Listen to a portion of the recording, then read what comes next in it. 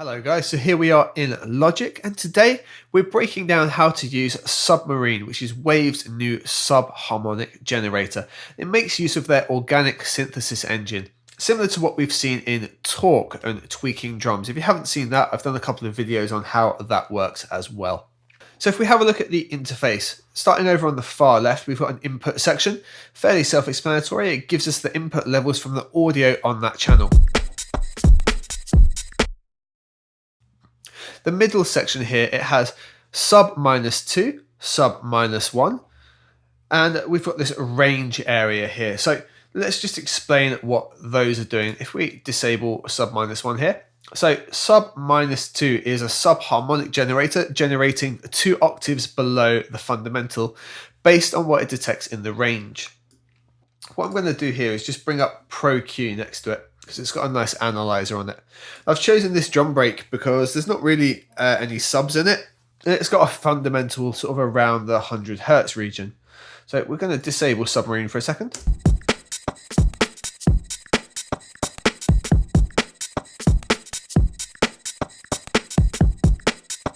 So actually the real body of that kick, it's around what, 54 Hertz-ish kind of area.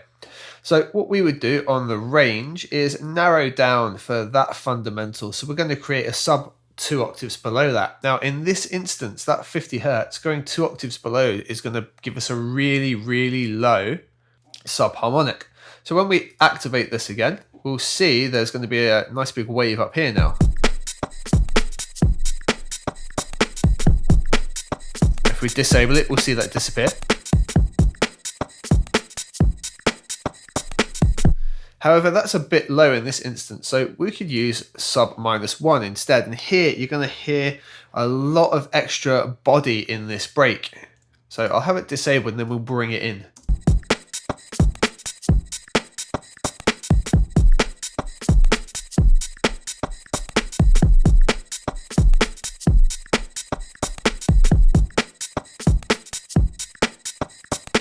So hopefully there you can hear all the extra weight coming in to that break using the -1. If we were working on something a little bit higher up, the sub -2 could work for us. And using the range, we could bring it up right around sort of the 100 region instead. And now sub 2 will give us something slightly different.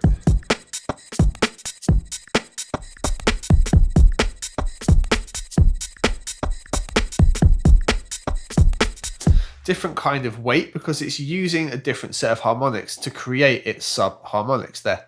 So that's how that works. In this case, we're going to use sub -1 and we're going to make use of that lower harmonic because that's what really is working best for us. So if we move over to the next section, we've got drive and dynamics. Now you can see when I play back, the subharmonic is moving up and down quite a bit, and that's down to the dynamics. It's effectively a range, okay? So it gives sort of a more natural feel. If you want it to be just sat right in place, we're going to dial it up. If we want it to move a little bit more, we can dial it back down. Drive's a little bit more interesting, but to explain drive, I'm going to look at mix first. So wet and dry mix lets us balance what we hear, whether we hear the organic resynthesis or whether we hear just the dry signal. So if I put this all the way down on dry, we just get the original drum break. If I put it all the way to wet, now we've just got the subharmonic being generated. Now, if we take drive all the way back to 0, we can see that now we've pretty much just got this one frequency. If we adjust the range now and dial it back even further, see how the synthesis changes on what it's grasping. If we were to bring it right up here, we can see how it's affected, and it changes the subharmonics it's generating based on what's being fed into it. So we really just want to get it on this one lower harmonic and get something like that. Now the drive adds extra harmonics into that to the fact we can almost make it a bass tone by pushing it all the way up.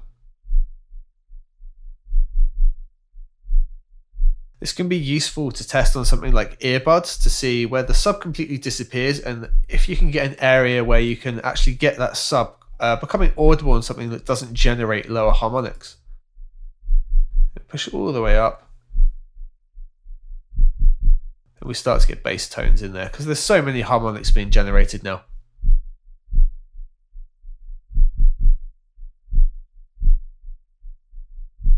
This also changes if we bring sub 2 into the equation.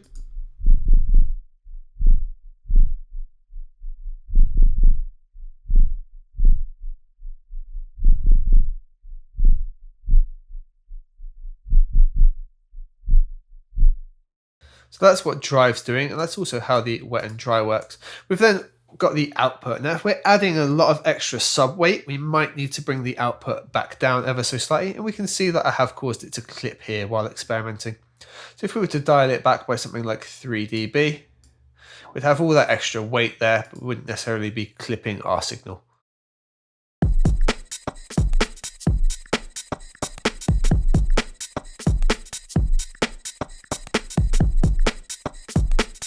And that, guys, is how Submarine works. It's a really useful subharmonic generator. I'll be using it a lot. I usually use the R-base trick where I can pick an exact frequency and have it generate at that frequency, knowing it's in key.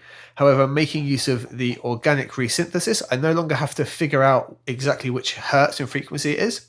And I don't have to switch that in particular areas where that lower frequency might impact with something else, because the organic synthesis will naturally do that for me depending on the signal being fed into it, which is a really useful innovation.